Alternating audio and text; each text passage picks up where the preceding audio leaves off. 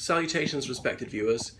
This is George from Ireland, and in this video I'm going to be commenting on Mr. David Lammy's recent outbursts regarding Oxford University and, to a lesser extent, Cambridge University. First of all, who is Mr. Lammy? Well, he's a Labour MP and he has represented his constituency since 2000 when he took over from Bernie Grant. Mr. Lammy's a Labour MP and he's quite a distinguished one, very eloquent, well-liked, a man of unimpeachable integrity, could well be leader of the opposition one day or indeed Prime Minister.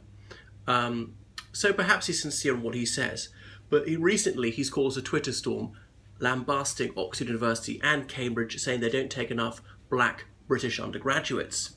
So he's a social justice warrior. Now, I don't want anyone to be discriminated against on the grounds of race or faith and so forth, and neither does Mr. Lammy. So is this happening? Well, let's see. The thing is, there have been black undergraduates at Oxford University since the 1880s. Christian Cole came all the way from Sierra Leone and studied there. And he was the only black student amongst about 2,000 undergraduates, almost all of whom were white. But he was not unpopular at all. In fact, quite the opposite. He was a celebrity, and many people gave him 3 lusty cheers when he left his final exams. He went on to qualify as a barrister and practiced in London. There were some other non-white undergraduates at the time that were Indian and Chinese and so forth. So black people at Oxford University are not new. They've been there for well over a century. But there are not many black British undergraduates or indeed postgraduates at Oxford University.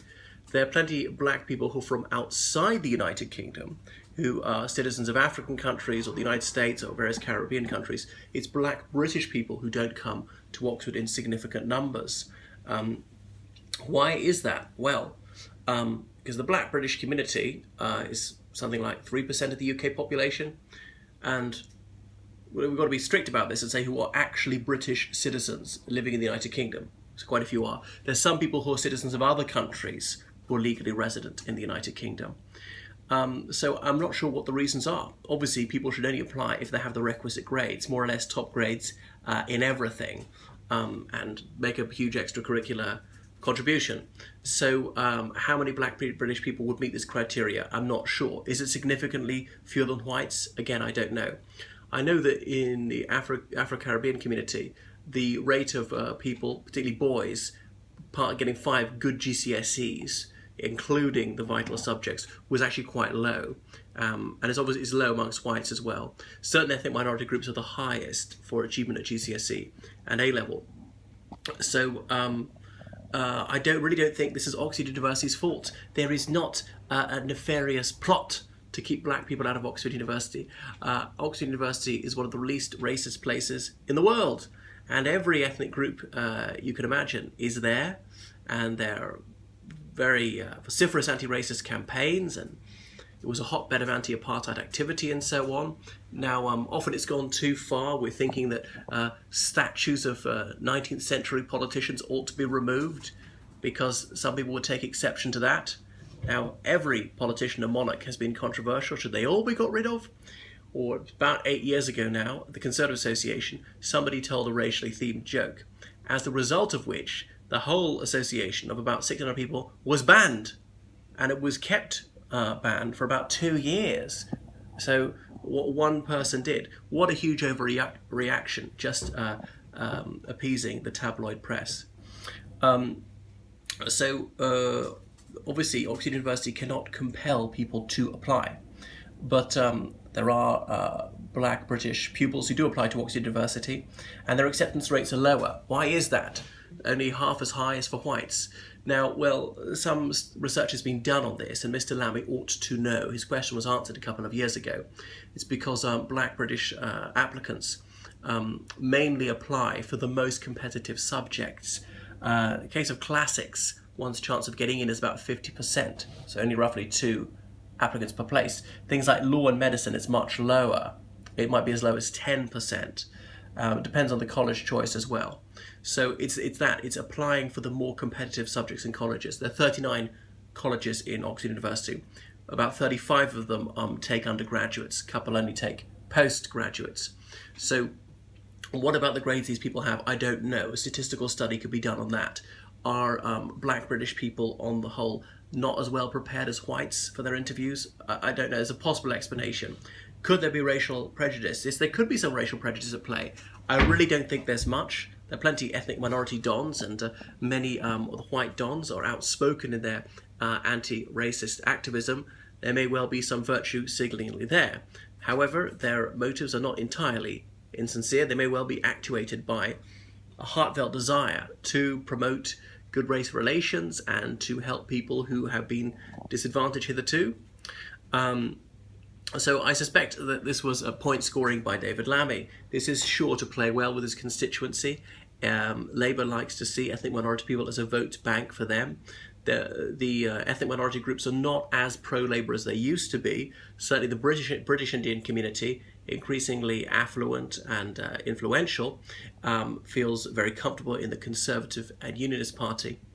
And why does this problem seem to exist principally amongst the black British community, not so much amongst other ethnic minority communities? I haven't heard anyone in the British Indian community say likewise. And there's a huge number of British Indian undergraduates at Oxford University, I suspect more so than in the general population.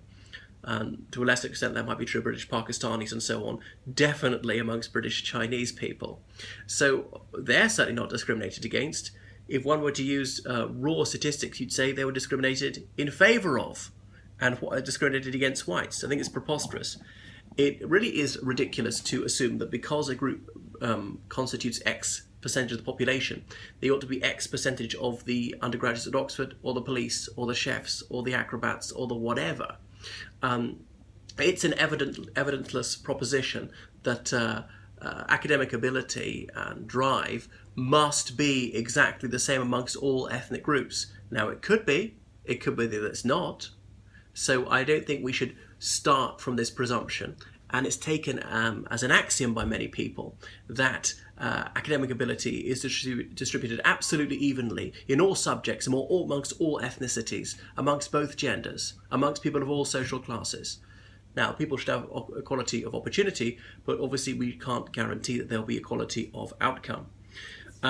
This whole furore is redolent of what Gordon Brown did, CF the Laura Spence case, taking somebody who was rejected by Oxford University in 2000 and saying this must be an example of the most outrageous social discrimination, when obviously thousands of people have to be disappointed, star pupils have to be let down, and there is no easy way to do it. So it was a real cheap shot. It was the most despicable demagoguery on the part of Dr. Brown. So there we have it.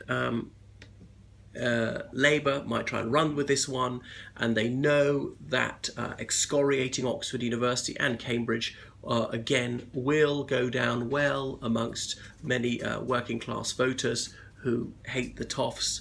So I suspect there's an element of class warfare. Mr. Lammy attended Harvard University, which of course is a magnificent feat for him, a university which charges hundreds of thousands of dollars in fees. That can't possibly be more egalitarian than Oxford and Cambridge with far lower fees. I know there are needs-blind admissions procedures, but even so, people who get some remission of the fees and so on, they tend to come out owing a staggering amount of money. And the Ivy League universities, they openly say that they will help legatees, those whose parents have donated hefty sums to the university, will be viewed on with favour, and where grade inflation is even worse in the United States than it is in the UK. One of my academic friends, well, a few of them in the UK, tell me there's very strong pressure to award people higher classes of degrees and not to fail people because they're paying customers. And that's not a road down which we should be going. Anyway, I would like to see a completely level playing field. I submit that there is a level playing field already and that nobody is discriminated against. It could be that I'm mistaken. Ideally want to be wrong. Am I wrong? Please change my mind.